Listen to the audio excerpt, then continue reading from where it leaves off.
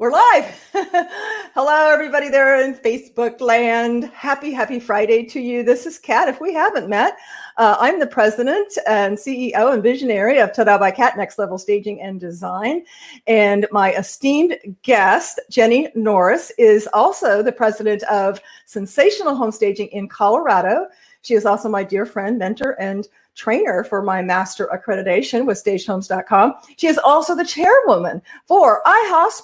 It's a long name, International Association of Home Staging Professionals, the largest organization for staging professionals. So we have a consummate professional with us today, and I'm super excited.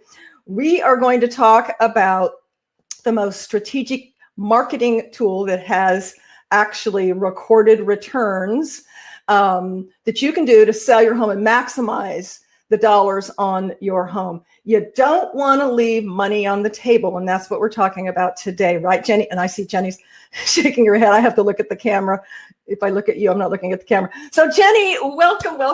Thank you so much for getting up earlier. I know you're on Colorado time. Not quite as early as Kevin. You know, I love you when I get up early. I know, I love you too. Heart. So Jennie, welcome. And I know you're getting over not feeling too well. So I'm glad you're on the mend and feeling better. And I see we're twinning today with our crystal Dolce Gabbana glasses here.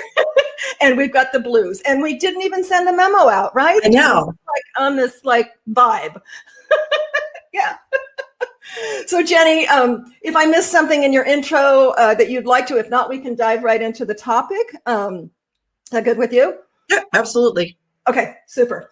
So let's start out with, I know you are amongst many things, a marketing guru.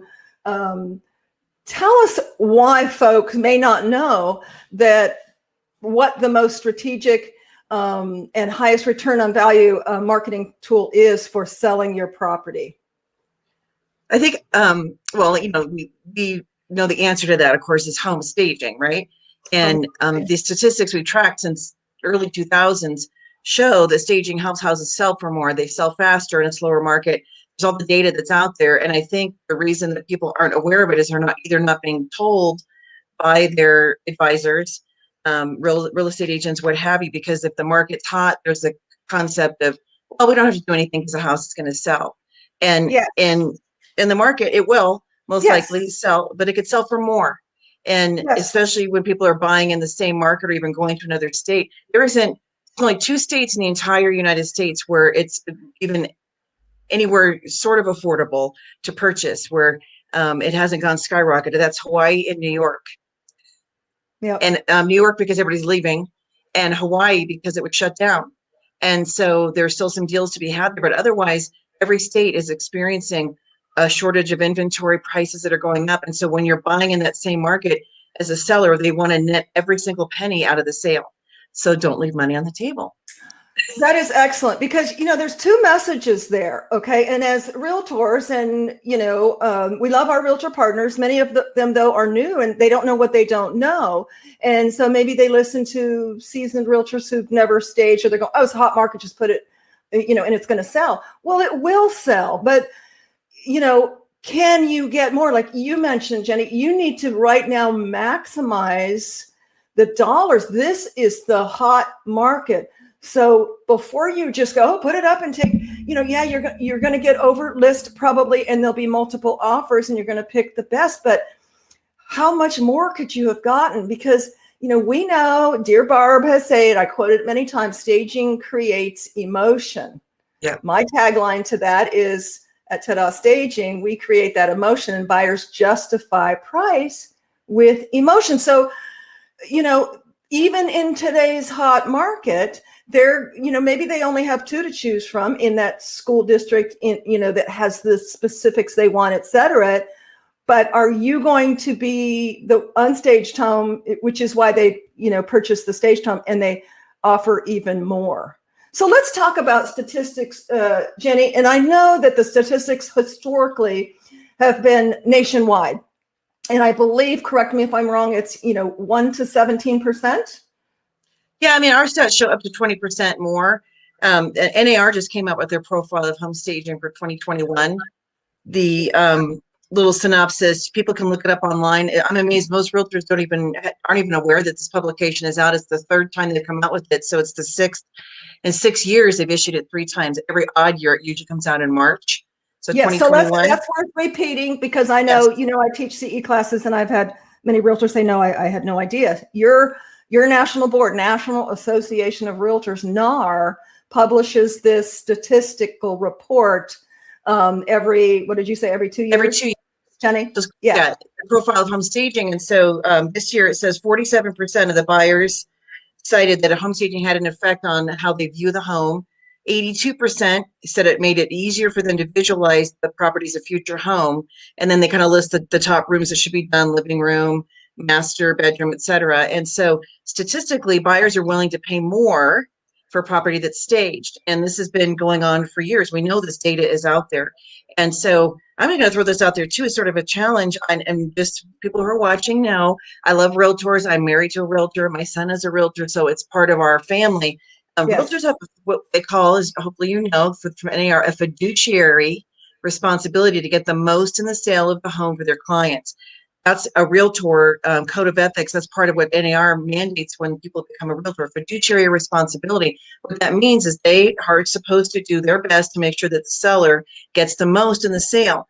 And so staging is not a secret. It's out there. So realtors that are not talking about it with their clients and advising them that, you want to take a look at this, are not fulfilling that duty. And that might, somebody watching this, if that makes you a little like, wow, I can't believe she went there. I'm going to go there because it's our responsibility to net the very most in the sale. That's what staging does. And you don't want your industry as a realtor accused of not doing the very most to get the sale. And if you want to go back in time, a little back in time machine, 2020 and 2005 did a segment called Real Estate Boomer Bust. And in that segment, you can look up the archives. In that segment, there was a company called Freakonomics. I think they still exist. And this guy got on there with a lisp, which drove me nuts. But he basically said that realtors were only worth $500. This is 2005. That's 16 years ago. You're only worth $500. And on national television, prime time, 2020, accused realtors of listing their own homes and doing more for themselves than they would for their clients.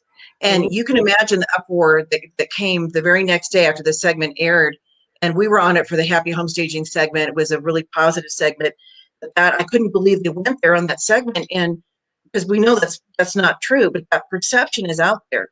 And so realtors cannot afford to have that perception today where they're just putting things in the market. They're barely taking pictures because they know it's going to sell. The market will eventually shift, and you don't want the reputation to precede you. Yes, reputation. Realtors out there, don't be lazy. If you're home sellers, don't let your realtor be lazy, okay? Because, again, that's just it's your reputation, it's your brand. And, Jenny, I like that you talk about the fiduciary responsibility. And, here's how this can play out, okay? Yes, it's a hot market right now. So, I won't give you the typical story I give that, it's sitting on the market, you've done 2 price reductions, and then someone talks to you at work or at the gym about staging. Oh, we sold ours really quick. And we staged it. Like, what's staging? No one mentioned that to me. So that's not going to happen. But what will happen is you've got like for like, okay, homes. Okay. And yes, it sells fast. And, neighbors look, they see, because they're looking at the market. Maybe they want to leverage the market. And they look at 2 different homes, and maybe their neighbor's home that they just sucked the sign up, put it in MLS, prayed someone else sold it, and then a staged one got X number, 20, 30, 40, 50. I'm sure more. I'm sorry, and I apologize to the audience. My dog just woke up. He's really old. He turned 16 on the 16th, and he's standing by the front door. And if I don't let him out, he might. No one's here. No one else is here but me. So I'm going to jump up really fast. Yeah. Right back. That's a great point. All right, here, Copper. Yes. So you don't want that comparison, because again, unless you're just in it for a quick, let me make money, get my real estate license and make money, stick the sign up, sell. But if you want to have a career, if you want to have a reputation, and you want to be branded, you need to do more. As Jenny said, in this study, realtors were doing way more for their own place. Well, you need to treat every client as if it was your own place. your mom, your uncle, or whatever, and do the very best so that they can maximize this awesome time. Because, you know, if not, you're just throwing their precious equity at this prime time in the toilet. Right. You know, and I had a realtor that we just did a staging for, and her team was actually saying, why are you staging this? It was a mixed media. We're bringing things in. We'll talk about what that is coming up. Bringing things in, and her team was like, why are you doing that? You know, just put it in the market. And I thought she was talking about, you know, not her team, but like the other people saying, you know, why are you bothering? And she goes, no, it's my team. And she goes, but it's my standard. I'm not changing anything just because the market's hot. That's a smart realtor. That is a very smart realtor. We just staged, you know, a little bungalow, and, you know, we're not talking less than 200,000. So I'm going to do some real quick math here. I don't know the average. Let's just take what's kind of a modicum average, you know, of the 1 to 7. Would you say 10% more being staged? No, let's go half. Just say 8.5 to 10%. Let's just say 10% for easy math. Let's say 10%. Yeah. Okay. So let's say at 200,000. Okay. And in our market, you know, that's a pretty entry level. Even before this whole COVID conundrum thing, you'd have people lined up, you know, because not as many people could qualify, you know, for hire. So it's your entry level home. So, okay, at 8%, you're looking at, is that right? Did I do the math 16. right? 16? Well, 10% would be 20,000. So 8% would be 8%. 16,000. $16,000, people. Even if you had which we did, a full vacant, we did all the rooms, you know, $3,500. Do the math. Minus $3,500 is $12,500 that you would have torn up and thrown in the trash, or that you need to maximize right now, all the more that this is a really hot market, because again, people are going to fall in love, you know, and have a transfer of emotion when it's staged, and they will be willing to pay a premium. So, and then also don't forget, when the house is vacant, it's not just the staging investment. I would say the staging is an upfront investment to help you maximize the rate of return on the sale of your house. Because when people don't invest in staging, you don't save that money. You don't keep it. You lose it with either a lower offer or not getting more than list, or getting the very best price. But don't forget, there's also the carrying cost. If you've moved out and your house is vacant, you have this asset that's sitting there, and so now you're making probably two house payments until this one gets sold and someone else assumes that role. So that's also costing you, plus the utilities. Yes, carrying costs. Yeah. The staging helps you save by not having to sit on the market as long, and you know, make sure that you're going to get that, as you're saying, the emotion of the buyer locked in, because that emotional connection needs to carry them through all the way through to the close. Because Absolutely. Buyers like to come back and take a look. If there's other options, they might start getting some cold feet. But when they're locked in emotion, like, oh my God, I love that house, that's the one we have to have, then they're going to do what it takes to see it through. And you know, we had an experience actually last year where we had the truck loaded, and it was actually realtor homeowner said, oh, I think we've got a potential buyer, you know, we don't need it. I'm like, ooh, sorry. Yeah. We've already done 90% of the work and our truck is loaded up. So I can, you know, give you a little bit, not much. So obviously he opted to have it staged. They didn't pull the trigger till they saw it staged. They saw it staged, and that was it. That's what put them over the edge. So it really is a powerful marketing tool to get buyers to fall in love, which is what you're trying to do. Right. So even on and that we were looking at a modicum at 8%. You know, some parts of the country can be upwards of 17-20%. Well, yeah, you think like Southern California. Kevin just had one of our colleagues, Kevin Tain, who does Flip or Flop, and he's like a brother to both of us. Yes, a little brother. Kevin. So he just had one. I think it went for like 300,000 over. I mean, we're talking significant impact on properties, and that's not unheard of in a lot of markets. And so we're looking at a property that, you know, the virtual staging that's out there. We'll just put some digital images in there. That doesn't work because it doesn't grab people emotionally. And so we're looking at Right. staging And a we talked condo. about that. It'll get them in the door. If you're looking to cheap out, and sorry about, I know photographers are trying to reinvent themselves and do that, but it maybe for a patio, things like that, if you don't want to invest in a big, outdoor, but really people feel duped when they see the pictures on the line. It'll get them in, but they're like, what? And I haven't seen any data that shows that those properties are going for way more. I haven't seen that data. I don't know that anybody's even tracking it. I know that we can track the restaging of these properties so that it does create that emotional connection. And in a market like right now, you're a seller, you want to net the very most, because wherever you're going to purchase, you may need extra cash to be able to bridge the appraisal gap. That's what a lot of buyers are finding. They might qualify for a certain value of a property, but if you don't have cash, because you can't wrap the appraisal gap piece into a loan, you don't have extra cash sitting there, you cannot purchase. Oh, Jenny, that is an excellent point, honey. That's an excellent point. So, in the market, wonder, well, how market build? Well, real estate's paving the way right now, and appraisers know that the supply and demand, et cetera. However, you could run across that issue where if they're not willing to lower the price because they know they've got 4 people lined up, you may have to come to a negotiation with your realtor to gap that difference. And so that's an excellent point, Jenny, to help you leverage that and gain more cash in selling your home, to have it staged, basically. Yeah, because even like the 8%, let's go back to that example, $16,000. That's a lot of money to the homeowner that's sold. To a realtor, 2 to 3% of that, you're talking around $3,200 at 3%. Is that right? So see, 16,000 times 2, 32, maybe 48, whatever it is. I'm not doing the math right on that. 16,000 times 3%. We're talking like $500 extra as far as commission. If I do 0.3, it's $480. So that's not a lot of money, but a lot of little bits add up for realtors. If every property got an extra amount, that commission starts to add up. But that's $16,000 to the seller. Yes. And so as a realtor, and I know that my husband and son, they take a look at this all the time and wanting to get the very most. It's more commission to the realtors. Well, don't you want to make a little bit more money? It adds up. But more than that, it really speaks to the seller, making sure that they net the very most. And sellers want every penny out of the seller of their house.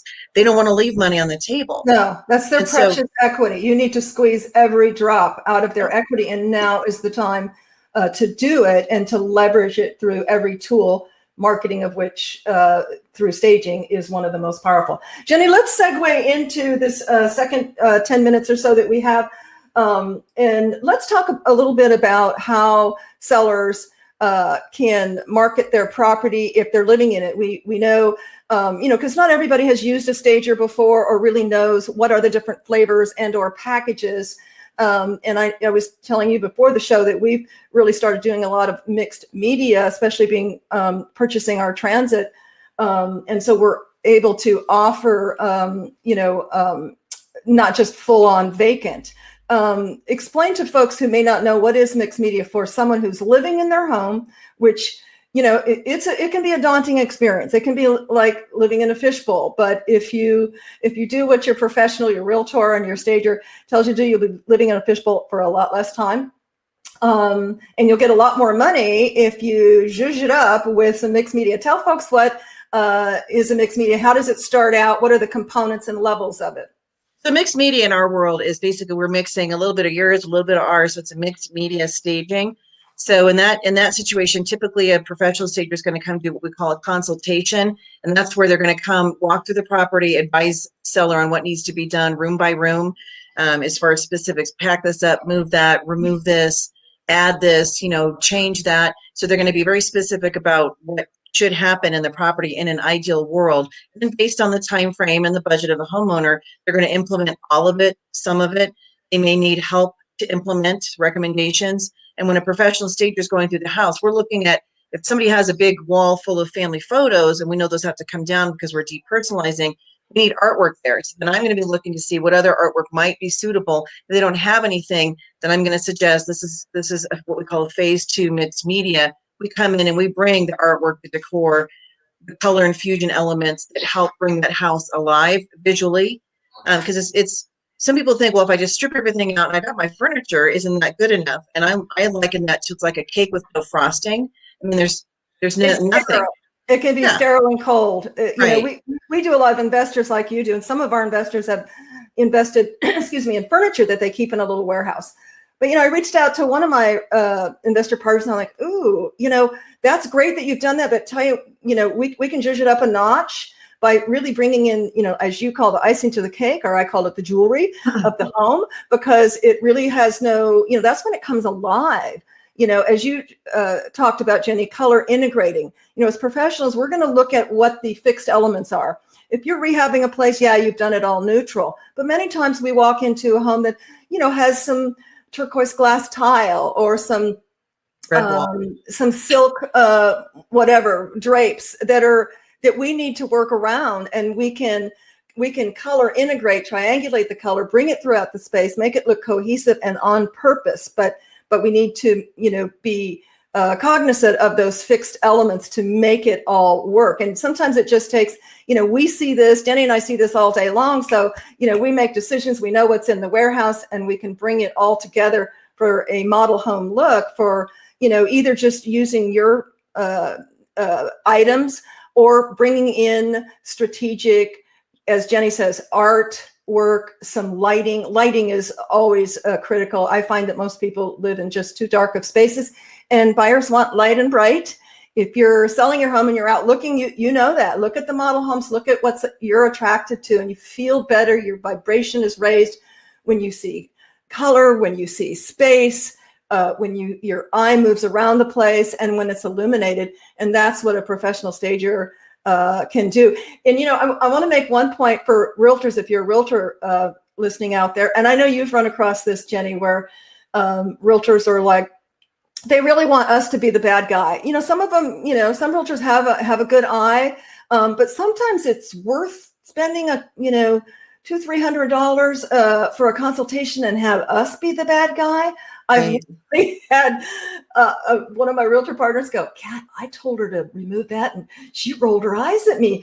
And when you told her, she wrote it down and did it.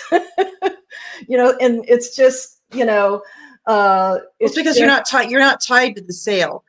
A stager's not tied to it. So we're truly objective versus a client might think when a realtor is sharing, well, you're just trying to get me to spend money, and like it's self-serving. And it's not. The realtor has the best intention. They want the seller to do things they know. And some of it's obvious. Like, I remember one same scenario, lime green bathroom. And I'm like, this needs to be painted. And they're like whipping out the paintbrush. And the realtor's like, I told them 3 weeks ago they wouldn't listen to me. And I'm like, I know, I don't, it's just, sometimes they need to hear it a second time. But we'll back up the realtor as far as, things that we know need to happen. But take them out of the hot seat. And even, some sellers might think, well, my stuff's not nice enough. And, do I need to, are they going to come tell me I have to take all my furniture out? And, listen, strategic throws and pillows can disguise some wear and tear on furniture. Artwork, again, adds a huge element. The look behind Pat, look behind me, the artwork that's to scale on the wall, you pull the colors out of that. As if it's on trend, it makes the whole house feel more updated just by bringing updated elements in. And you could have other dated items in there, but the overall feeling that it elicits to the buyer in pictures and in person is different. Absolutely. And I want to kind of underline that point that you made, Jenny. We're doing one, I think it's going to be at 1.5 million, that's got some pretty heavy stuff in it. A couch. We just remove the big pillows, put on trend pillows, bring in 2 matching chairs, bring in some art. I really get the most excitement and joy really out of Occupy being able to transform and up level without having to strip it down, using I think what they have. Yeah, I think Occupy staging to me is much more challenging. It is. Because you are having to use what the homeowner has. The budget might be a little bit more limited, but you are, and that's where, the training comes in, because that was always the challenge, the class, going to a house, hitting a cold, not seeing it being restricted to like, what do they have in this house that I can use, and having to make magic. And that really is what it is. Not to downplay putting together, a rehab that's neutral or a model home. In that case, you really just have to have a good investment on furnishings that's going to be luxury or, what have you. But you pick a palette and, you don't have to tweak your brain that much. Placement, Right. of course, is critical. But with challenging floor plans for furniture placement and existing homes where you've got to go, okay, how can I'm going to take that from upstairs, bring that down here. I'm going to put this over here, take these. That's really exciting to me because you get to tweak your creative muscles and really, as you say, make magic. It's nothing less. And on top of that, the people are still living in the home most of the time. So that adds a whole other element versus vacant. We're in 100% control. There's nobody there. We get to pick how we want it to look, get it set up. But an occupied, you're not only dealing with what they have, they're living there. So it's sort of like, okay, they're living there, might be working there. They may have kids that are in schooling at home. So you have all these factors of, compromising, with the homeowner in some cases. What are you willing to live without while your house is on the market? What do you absolutely have to have? How can I make that look attractive to potential buyers? And it could even be, I've done this recently, a couple of the desks with all the cords dangling down. Reposition the desk so I don't just see that when I see it from the doorway. So they can still work in the space, but make it look aesthetically more pleasing. But it can be challenging. And it's very stressful to a homeowner to be living in the house while the house is being shown. Yes. So the goal is to get it through that process as quickly as possible. Yep. And that's where the staging comes in.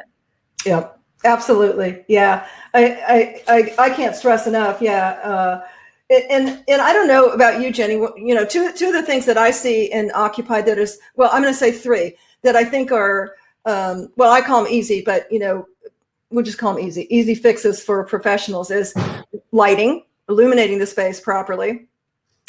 Proper furniture placement. How many times have we walked in? We love the open concept, but unfortunately, most people or many people really are challenged with how to position. So you'll see, I think there's a term for it, but it's like all the furniture up against the wall. Yeah, it's like they're on a timeout. It's all labeled over here.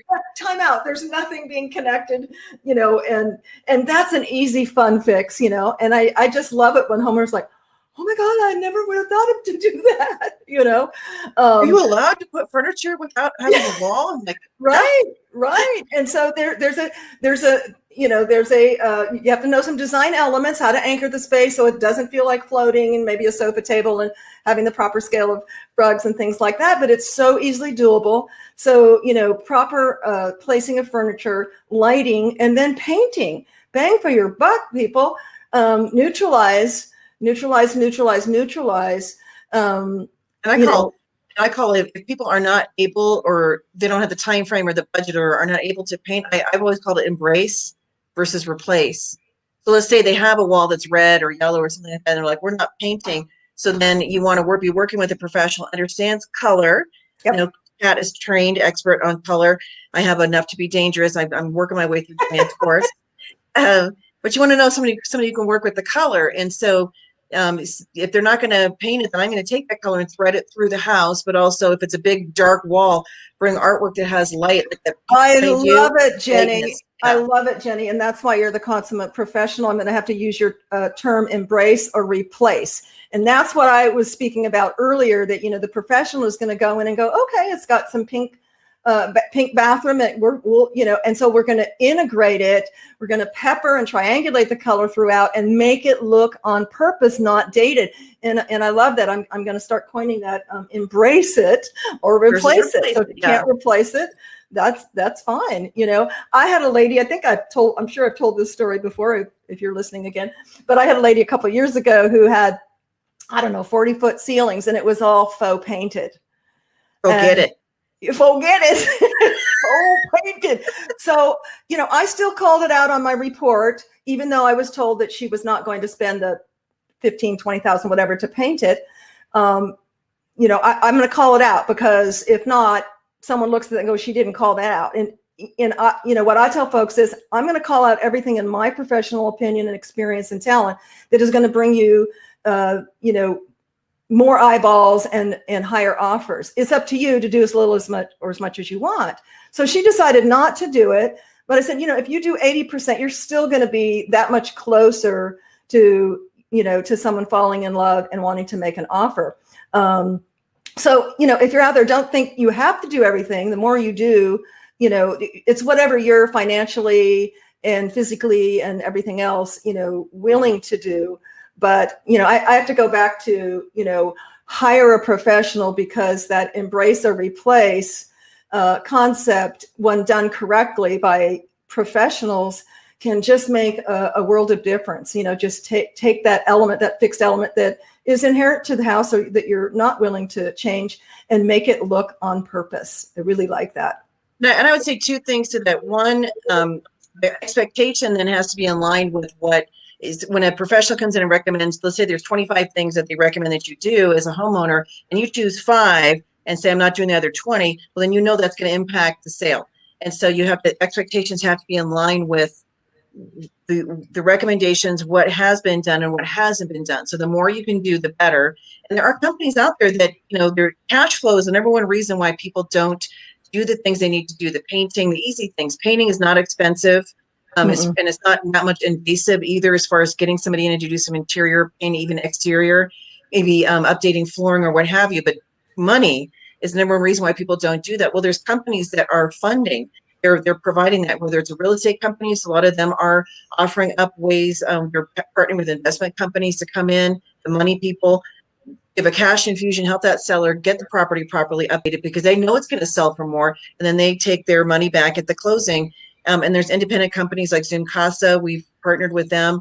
They'll come in, windows, flooring, whatever. So that's not a reason a seller shouldn't invest in what they need to do to update their property. It can make the difference between getting an extra couple $100,000 more in some cases. I'm working with a homeowner right now. They're in their 70s. She wants to remodel the whole house before they come on the market. So I went through the whole plan with her about, and we're talking, she's looking at over a year from now coming on the market. But what she didn't consider is the livability factor and the disruption of the life when you're talking ripping out floors and walls, and she has water leaks and different things. And so I wrote to the realtor privately and I said, I think 2 things are going to happen. Either they're just going to move out and sell it as is versus living through that hassle because they're older, or which probably will cost them over $100,000 in profit, but not have to live through that, or they'll fix it, but they're going to have to exit the property. And that's a challenge for people. So depending on their situation, it doesn't have to be a total rehab, but if they can paint, they can update flooring, carpeting. Painting and flooring is inexpensive. And what I encourage you to do, if you're a realtor, get a staging partner. If you're a homeowner, have someone in for a consult, because what I've run across, and I'm sure you have too, Jenny, is sometimes folks have unrealistic expectation of their return on their investment. And And they think that they have to have the best of the best because that's their taste. It's not about their taste. So a professional can kind of guide you and go, okay, I'm not talking about putting a lipstick on a pig, but making strategic investments to sell for top dollar without breaking the bank. You don't have to have $1,000, big ass fan company. You know what I'm saying? For your own home, that would be range. You know what I mean? You can get a GE profile, make the budget go further. I just looked at a house yesterday that's probably going to be like over $2 million property here. And as we're trying to do the exterior painting, I've been to this property now 3 times with this realtor, and the homeowner's living in Florida. They want to build some big house down there. The wife, she's a neurosurgeon, and so she's not a designer, but she likes to have input. And so we're held up on the exterior color. We've done the color, schematic. With a realtor hired an artist to do the rendering and so forth. And she's still fighting on whether or not she should lighten the color of the body of the house and get rid of this dated stone look. And we're like, yes, that's what you need to do. And I don't like that color. And I said, well, you're not buying your house back. You're selling it. So they need to then trust the professionals they bring in. And as Kat said, it may not be your taste, the things that are recommended, the colors, the pictures and so forth, but it's not being done for you. It's being done for the next person that's coming in. And one of the things that we are experts in is advising sellers what today's buyers want to see in properties for sale, whether it's pictures, painting, colors, all those things. So trust, rely on your trusted advisors, because our goal is the same as the homeowners and the realtor and the investor. Get the best price possible. Absolutely. Absolutely. And I think that's, I start out all my consultations with letting them know, I'm going to be calling some things out, and please don't take offense to anything, because how we live in our home is not how we market it to sell it. And you do want to get as much money as possible and sell it as quickly as possible, don't you? Get their head shaking. Yes, I do. Great. And then dive right in. This has to go. But never insult them. Right. Insult them, ever. Jennie, we are a little past the hour here. You've shared so much information. I'm glad you talk about as fast as I do, or we talk. You can replay this. Exactly. This will be recorded and put up on YouTube. This is our 40th episode, Jennie. That's awesome. Yeah, time flies. So, Jennie, where could someone in the Denver, Colorado reach you for, what's the best way to reach you if someone would like to reach out to you for services? Our company, Sensational Home Staging. So our website is sensationalhome.com, sensationalhome.com. Or you can call me at 888-WE-STAGE. I like that. Would love to talk with anybody there. And then if you're watching this and you're a stager, or you're somebody that's interested in the industry, or a realtor that wants to learn more about staging, go to stagehomes.com. And there are courses you can take that are, you get an accreditation. They're very professional, but they'll give you so much knowledge to arm you with the ability to get listings over your competition, and as a stager to start a lucrative staging business. Absolutely. ASP courses are taught virtually and in person. Are they in person also now? Not yet. We're still waiting. Yeah. So they're all virtually live or recorded webinar, and then every graduate is a member of IAHSP, which is that long string, the International Association of Staging Professionals. So. Awesome. Thank you so much, Jennie. And thank you. Yes, thank you so much for joining me, and everyone out there. Remember to stay positive, always stay hopeful, and stay connected. Thank you so much for connecting with me and Jennie today, and connect with your mom. If your mom's in heaven, connect with her spiritually and in your heart. And if you can't physically be with your mom or your kids, which is the case with us this week, do a Zoom call, send some flowers, just send out beautiful thoughts. And that goes for moms of puppies and all fur babies and step kids and real kids, adult kids, baby kids. My heart goes out to all the mamas out there for this Mother's Day weekend. Thank you so much, Jennie. Thanks, Karen. Thanks for having me on. Thanks, everybody, for watching. Yes, thanks, everybody. Have a great weekend.